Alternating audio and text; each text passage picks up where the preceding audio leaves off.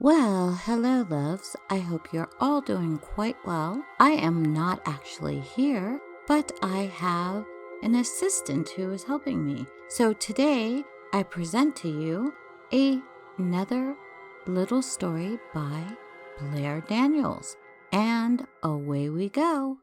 My patient wears a tinfoil hat. Now I know the horrifying reason why.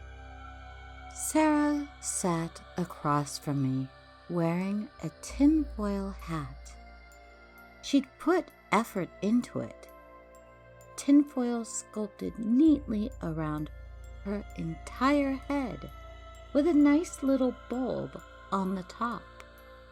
"Can you tell me why you wear that, Sarah?" I asked. Her eyes darted back and forth as if the government or whatever entity she was afraid of might hear her. "They'll listen to my thoughts," she finally whispered. "And then—" "I understand, but I can assure you it's perfectly safe to remove the tinfoil, Sarah." "Really?" Poor girl. Her lip was trembling, and her eyes were wide with fear. What made her so afraid of the government or aliens or whatever else she thinks is listening in on her thoughts? We'd already investigated the parents. There was no evidence of any sort of abuse. So why was this little 8-year-old girl so scared? I know you think when you take off that hat that something will listen in on your thoughts. And then that'd be a disaster, right? Because maybe the government or aliens or whatever else is listening will use that to their advantage. They'll stalk you or try to control your mind. But that won't happen, Sarah. "But they'll kill me. When they hear my thoughts, they'll come in the middle of the night and—" "Shh! None of that is going to happen, Sarah. You're okay." "No, I'm not," she said, tears brimming in her eyes. "I promise you are. There's nothing to be afraid of, okay? Nothing." I leaned forward and gave her a smile. "Can you try to take off the hat?" "No, I don't want to." "Please, try, just for me. I promise. Nothing bad will happen." She looked around, her face growing pale. You promise?" "Promise. I'll even do the little pinky thing." She finally broke into a smile. Our pinkies locked. Then she slowly reached up for the tinfoil. She shut her eyes tight. And then she yanked it off. I jumped back. My heart pounded in my chest. "Dr. Taylor, are you okay?" A ringing filled my ears. It gave way to whispers. Whispers talking all at once, overlapping and hissing. Some fell away, others intensified, until the words became clear. "Take the knife from the cabinet. Stab her in the eye with it. Do it now. The voice wasn't hers. It was low, deep, rasping. The kind of voice that scrapes at your mind, shredding your sanity. Sarah? I asked, but my voice sounded so small. And then I felt my body move. I clenched my muscles, tried to stop, but nothing happened. My feet shuffled forward, toward the cabinet, towards the knife. Her eyes widened. She reached down and grabbed the tinfoil, pushed it back over her hair. Immediately, the voices extinguished. A dull ringing throbbed in my ears. I'm so sorry, she said, bursting into tears.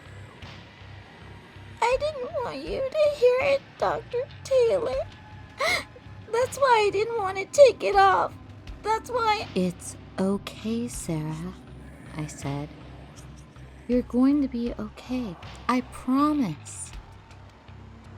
But I wasn't so sure that was a promise I could keep. Because now I knew. She doesn't wear the hat to keep something out. She wears it to keep that voice in.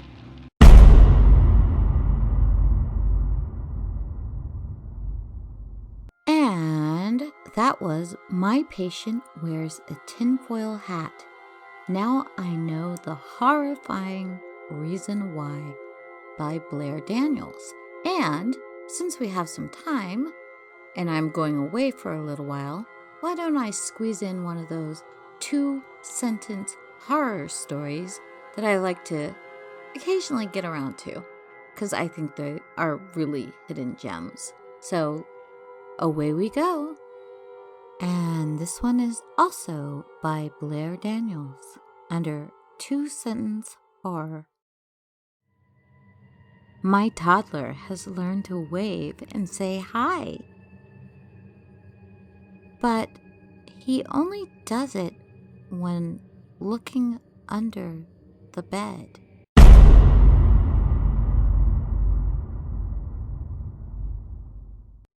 And one more, also by BlairDaniels, under 2-sentence horror. When we left the docks, there were 7 of us on the boat. Now there are 8.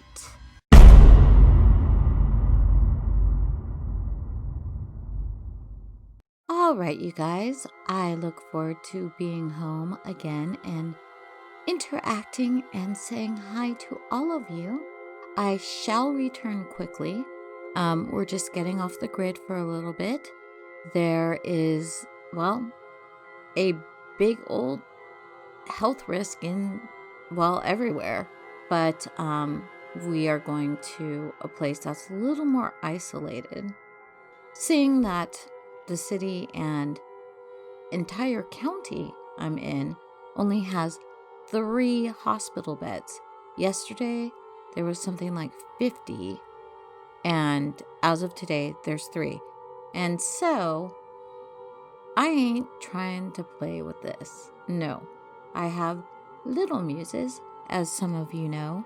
So, and they are at such a young age, they don't understand why it's so important to not talk to people who are not bothering to wear a mask. Which, well, a lot of our neighbors, when they go outside to play, because they're still, get fresh air, everyone. But when you're playing with other people or just talking to other people, it's the polite thing to wear a mask. Because if you're sick, you don't want to get somebody else sick. But you all know this. I don't know why I'm giving you Health Minute, but I'm explaining why I'm leaving and why it's going to be gone well, I will be gone for a week, but you'll still be getting uploads because my friend and editor will be uploading for me. So, enjoy, leave comments, leave thumbs up, and I will get back to you as soon as we're going out in the boondocks. So, yeah, I really won't be able to interact. So, much love, kisses from Musey, and yippee-ki-yay, Musey lovers. Talk to you soon.